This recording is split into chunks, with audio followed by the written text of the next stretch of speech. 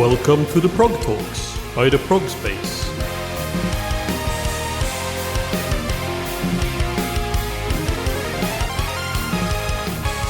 Welcome to the Prog Talks, an interview series by the Prog Space where we will be talking to musicians in all corners of the progressive music scene.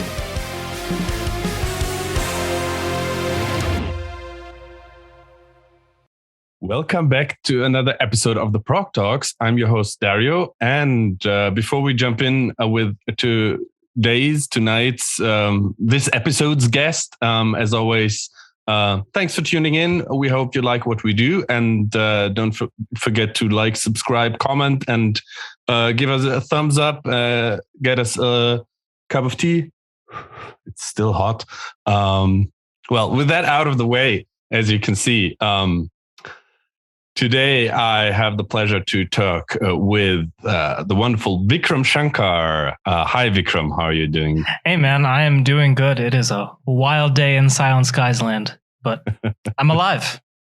It is the eve before the second album drops, right? Nectar is out tomorrow as we record this on February 4th on Napalm Records. And that is one of the primary reasons for this call.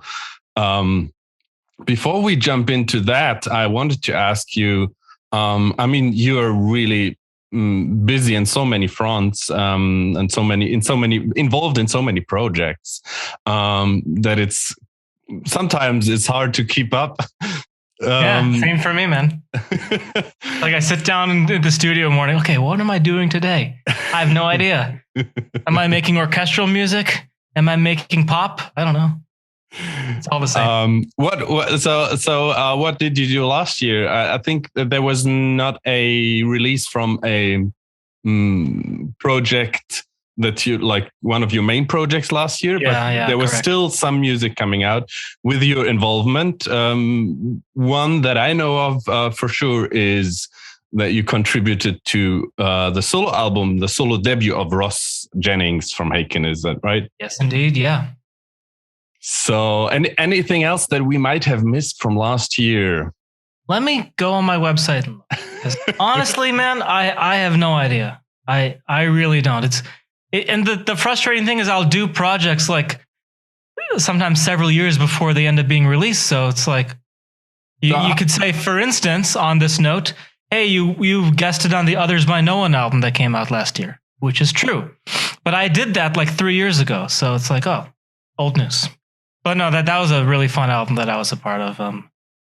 Yeah, that's right. Others by No One. I can say right now because the interview is coming out after we have everything announced. Others by No One's book 2, Where Stories Come From, is nominated for a Prog Space Award, and you can vote for it. So yeah, go do that. And Ross Jennings, Shadow of My Future Self, is also nominated for a. Well, I had a good year, it appears. For a Prog Space award, and I have to admit, you are interestingly, you are not nominated. But that the simple, you can't win them all. It's all good. the simple reason for that is that I tend to check the the main musicians of the albums that came out, and you were like in all of these projects you were like a guest musician, so.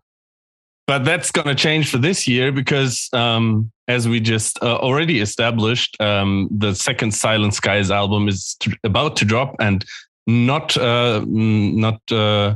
that far into the future, there's going to be another album by your band, Threads of Fate, debut full-length album, if I saw it correctly. Yes, indeed. That comes out in Embrace of Light. Sorry, Cold Embrace of the Light. It comes out mid-March on Layered Reality Productions. That's it. Yes.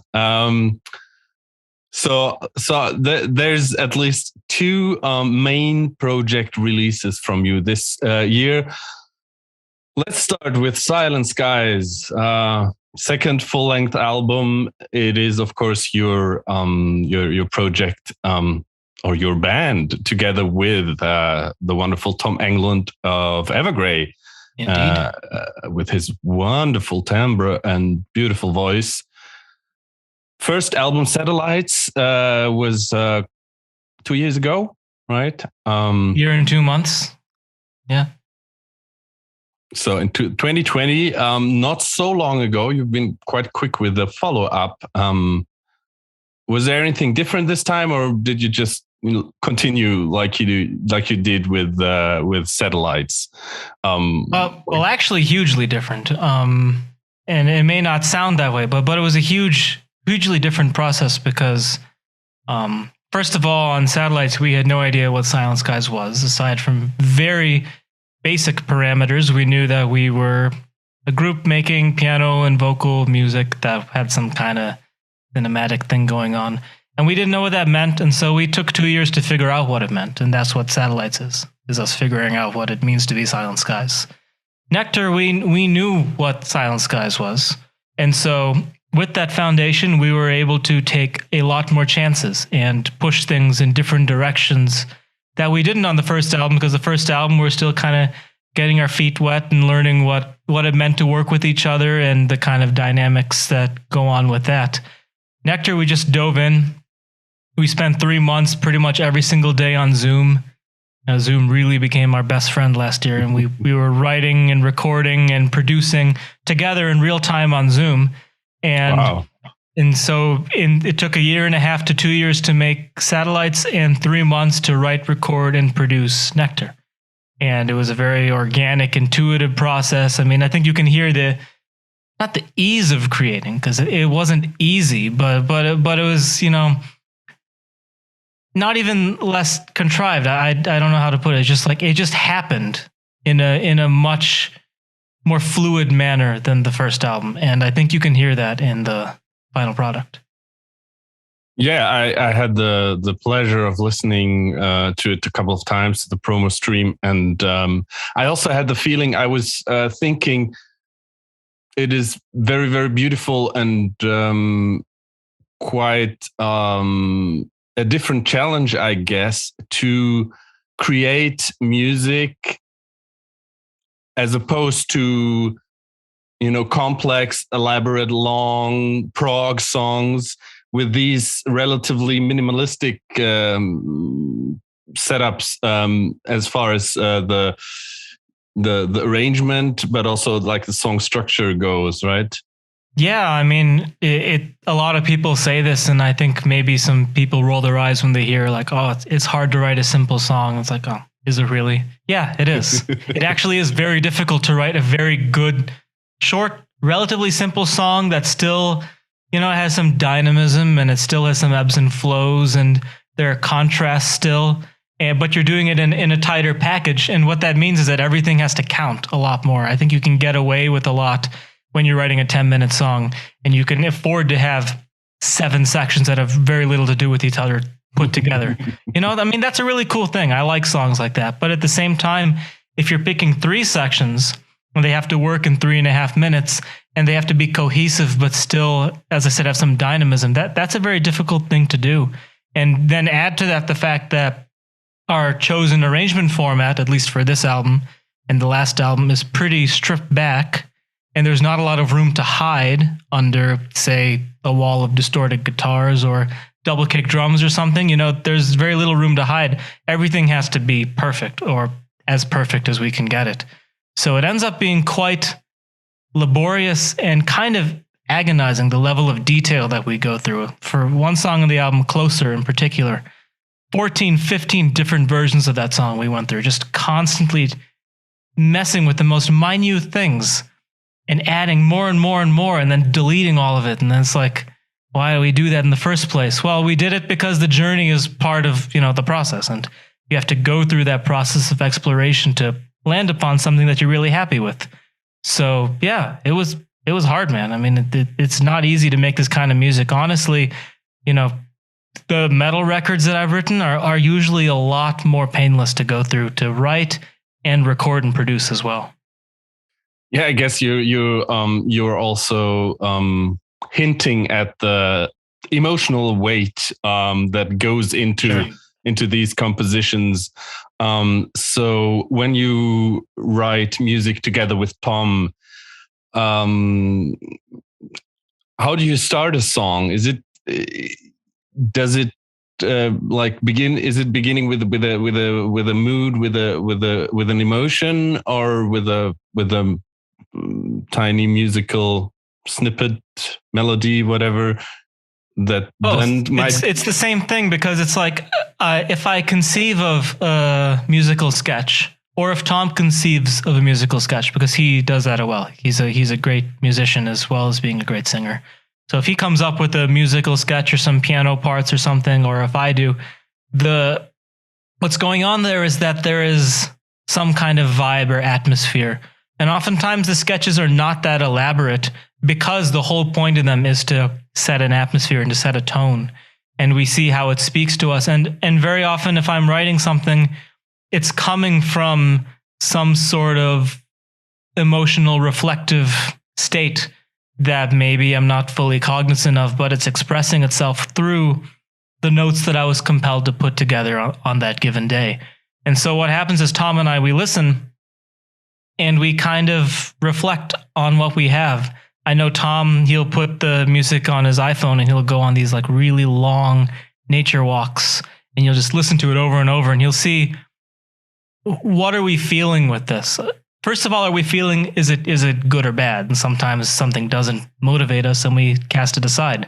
But if it's moving us, what's it speaking to? What's it trying to say? And the entire songwriting process from that point onward is almost like excavation. It's like figuring out what's there. What do we have? And we're discovering the song as we write it, and we're kind of helping the song come to fruition as if the song was like a child and we're its parents. And we're kind of, watching it grow, and parents have an active role in the development of their child. But at the same time, your child is your own independent entity at the end of the day, who forms their own, identities.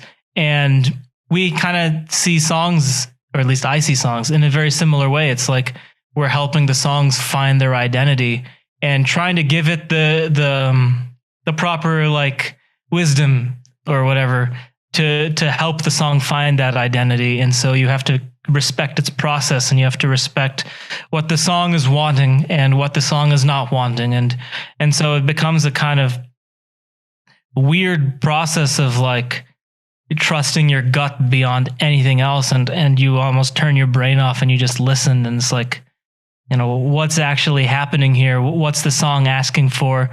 And this has the potential to turn into a very kind of stupid process where like you feel like you're never done. But the beautiful thing is that Tom and I both have a good sense of when a song is done, because it's like watching a child grow up, and then at a certain point they're grown up. And we view our songs that way too. It's like the song has grown up at a certain point and there's no further nurturing you have to do to it. It's ready. So it's like a super intuitive and peculiar process. So, wow, that was very deep. There you go. Something to sleep on or something. I think we can wrap this up. That was enough food right. for thought for Nice, this interview. Nice talking to you, man. Talk to you in a couple months. Now I lost my question. Did I? So yeah, what happens with your children tomorrow? Are they gonna leave the house, or did that happen when you sent the masters to the label? It's funny because they leave the house, but just like when a kid grows up and they leave the house, you still have some element of connection with them, and you still take pride in their accomplishments as they go out into the world. And it's the same thing with the songs. It's like you feel like a proud papa every time you get that review, and it's like, oh, they did a good job raising their kids. It's that kind of feeling. But at the same time, it's like we're not making it anymore. We're not taking that active role in its fruition that we did this time last year.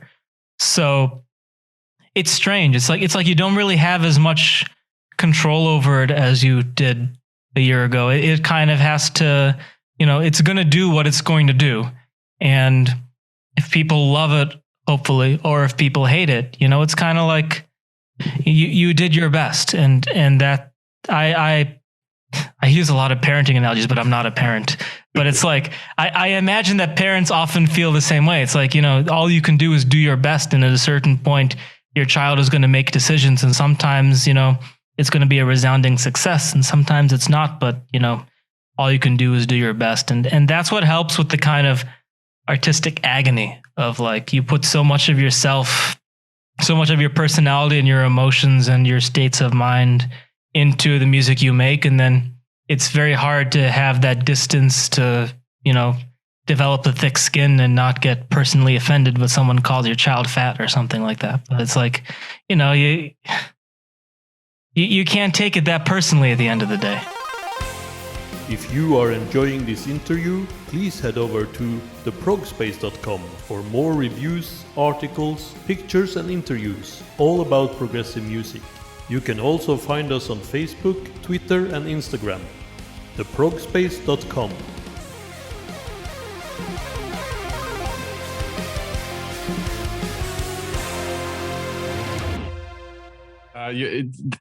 You just said a word that reminded me of a song from Satellites, and that was Distance, of course, which was a reworking of an Evergrey song, right? Yeah. And there was also on Satellites, there was, of course, the cover of Here Comes the Rain Again. Sure.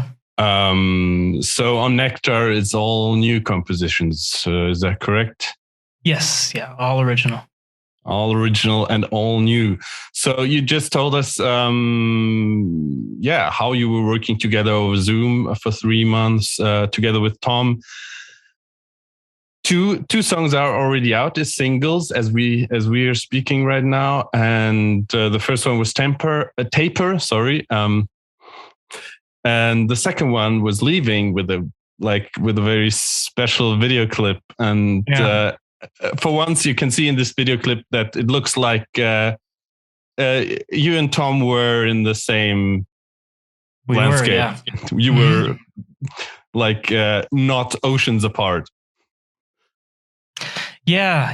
It was about time. And it was really weird because as we were trying to coordinate, first of all, whether we were going to do a shoot together, and then when it became apparent that we kind of had to, then the timing was really delicate because I was going over to Sweden in a time when it felt like every single day I opened up the embassy website and there would be a different declaration about people can come in, people can't come in. They need this requirement. Now they need that requirement. And I'm fortunate to be, as vaxxed up as one can get. And it's like, okay, I have those boxes checked, but then, that's not necessarily a golden ticket to being able to travel abroad.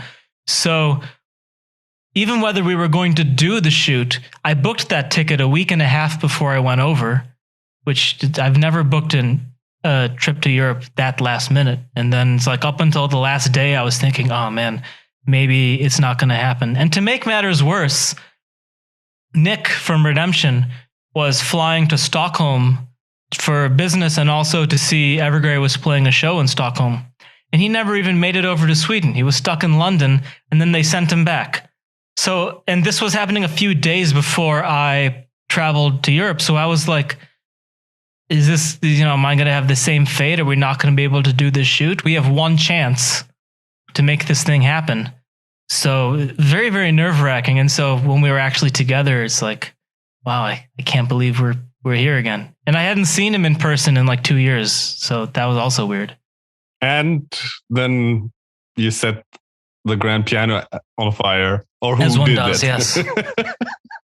What was that? Or who set it on fire? It was a collaborative effort. It was a collaborative effort. There was a lot of throwing of lighter fluid and honestly, quite a harrowing process. I don't think I really realized in the moment just how harrowing it was, because I got a little, there's a lot of adrenaline that goes on when you're playing a burning instrument. I don't know how many people can relate to that sentiment, but trust me, there's a lot of adrenaline involved when you play an instrument that is on fire. So I wasn't really thinking about what if this spark lingers too long, something like that. Because there were sparks. I was, while playing, especially in the standing shots, I'm brushing sparks off of my jacket like all the time. And what if a spark is on my stupid hat that has a nice little platform to catch sparks? Great. So I'm like swiping at my hat, and then I watched it after the fact and I was like, this could have gone so badly because we did it in one take. You can't unburn a piano.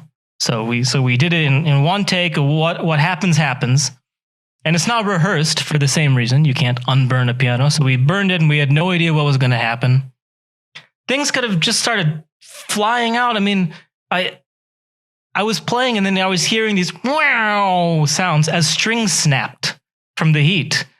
It was so gnarly. And then you see the shot that was captured on video where the lid starts to buckle. What if that had fallen while I was sitting and sparks had gone flying in my face? Like, that could have been horrible. But did you know what you signed up for when you went to Sweden? In a sense, I mean, I knew that we were going to be burning a piano. First of all, I didn't know it was a grand piano. I had no idea. I thought it was a crappy piano. I want to be clear about this. I don't believe in burning instruments that still have musical life to offer. I actually feel quite strongly about this. So it was a piano bound for the trash heap. But I expected it to be a crappier piano bound for the trash heap. Like maybe an upright that had pieces missing or something. Like I didn't expect it to be this beautiful grand piano that apparently was made by like one of the finest Swedish piano makers. There's like ties to Swedish royalty in that piano lineage. And I'm guessing 100 years ago, it must have been a really awe-inspiring instrument. Now it's, a shell. All that's left is the metal frame that's inside all the pianos. So somewhere there's just a metal frame sitting around. Now it's still awe-inspiring, but on YouTube. Exactly. And our thinking was a lot more people are going to get some art out of this if we do it this way than if it goes in the trash heap and no one gets to enjoy it. It's like, we view it as like a Viking funeral sort of thing. Blaze of glory. Yes. So of course, you and Tom are on the album. Is there anyone else involved as a guest musician? Raphael Weinroth-Browne, yes. Mr. Leprous, yes. Maybe he's not officially in Leprous, right? No. Mr. Muskox, we'll say that. He's amazing, whatever he is. Mr. Almost Official in Leprous. Sure. Yeah. Yeah, he has a very special involvement on this album. He played it on their last album. And on the last album, I'd say 95% of what you hear, I wrote out PDF charts and I sent it to him. And he played it. And he played it note for note, but with characteristic Raphael musicality because he's a composer as well as a performer. So he understands these things. And I don't have to write every little phrasing detail. He's enough of a musician to know how to turn what I write into something really expressive. On this album, I wrote 65, well, a very scientifically calculated number, 65% of all the cello parts.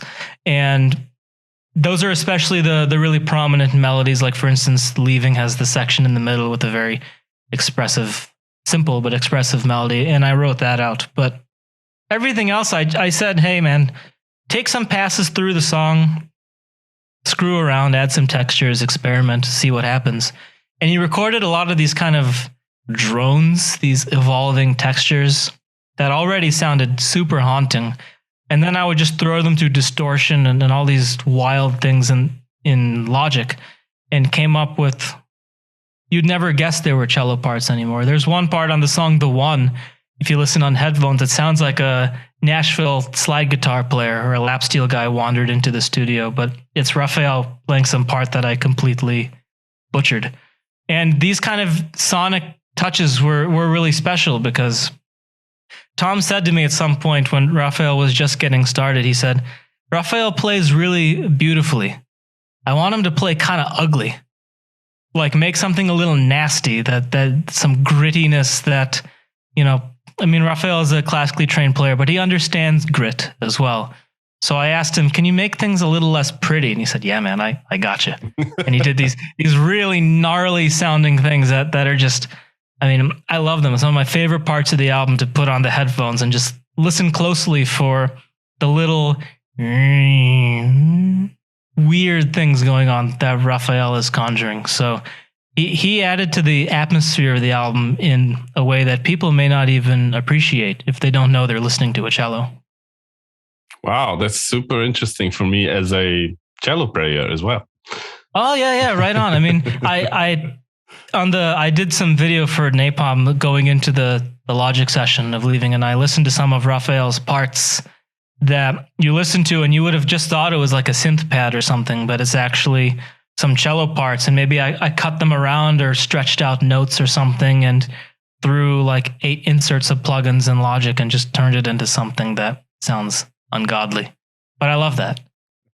It's so much more fun than just having the cello sound like a cello. I mean, I love the cello. It's one of my favorite instruments, but to be able to present both and have this kind of intangible organic quality, because I think the ear maybe subconsciously can tell that it's not a synth, it's a cello. So there's that tie into the organic quality that it just sounds so warm and nice. And I think on a subconscious level, you really feel that. I'm sure of that. You just mentioned synth pads, and maybe going over to the next album that's coming out, The Cold Embrace of Light, with Threads of Fate. I also listened to it a couple of times now, and this is of course a lot more metal. This album, it's very symphonic. It's a lot of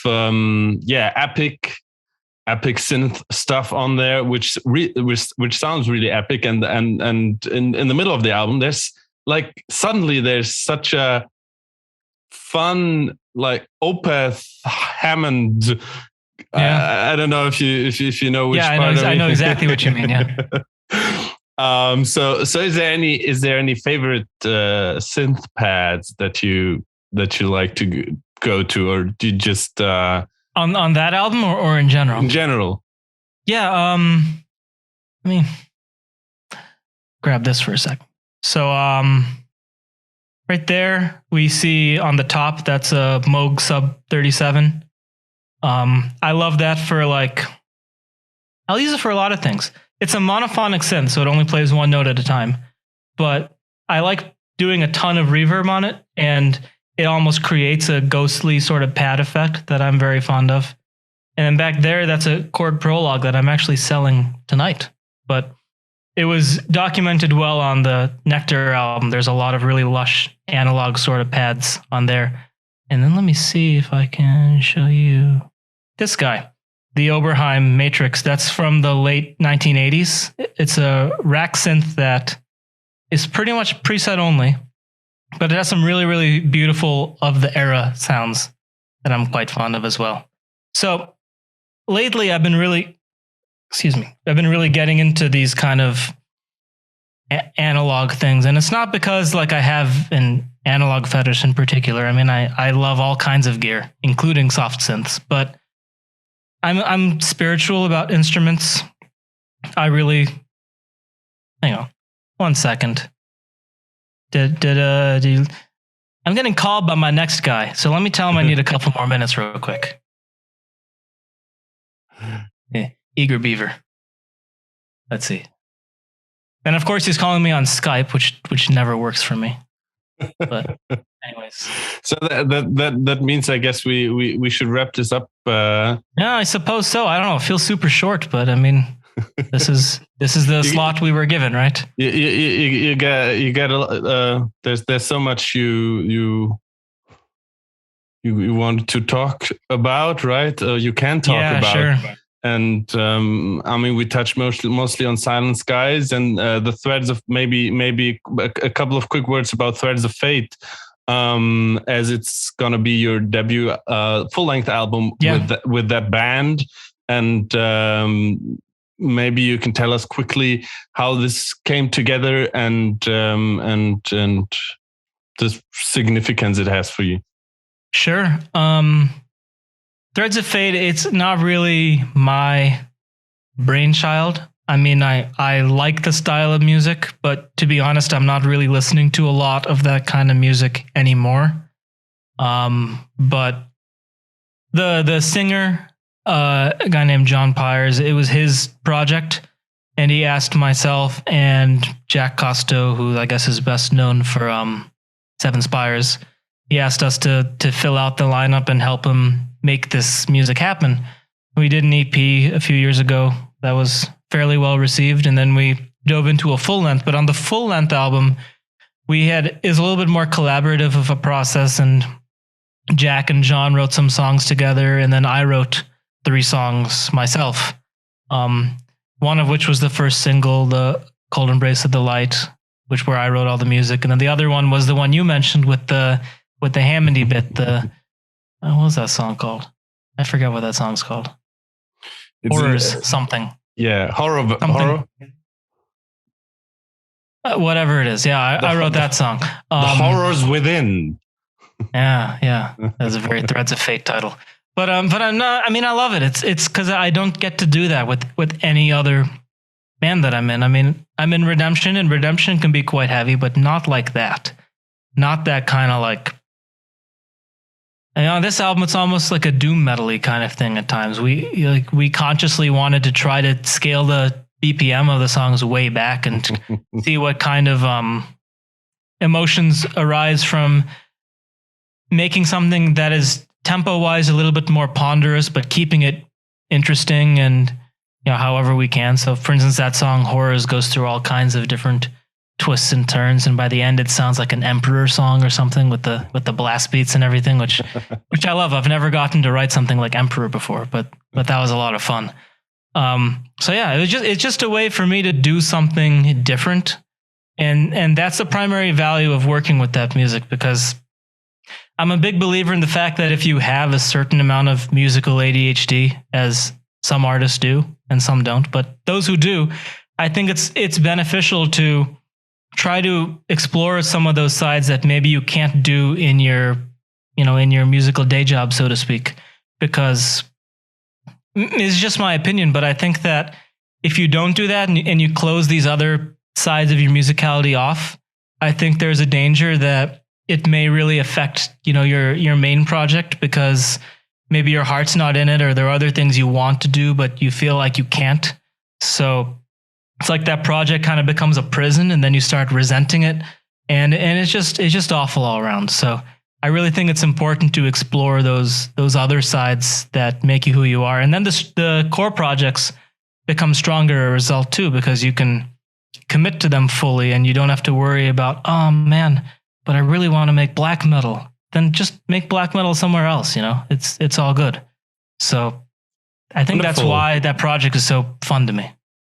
Wonderful. It's a great album. I really like it. And Thank you. Before I let you go, is there anything you can already tease us going further into 2022 that you have around the corner, that we can look forward to? Yeah, man.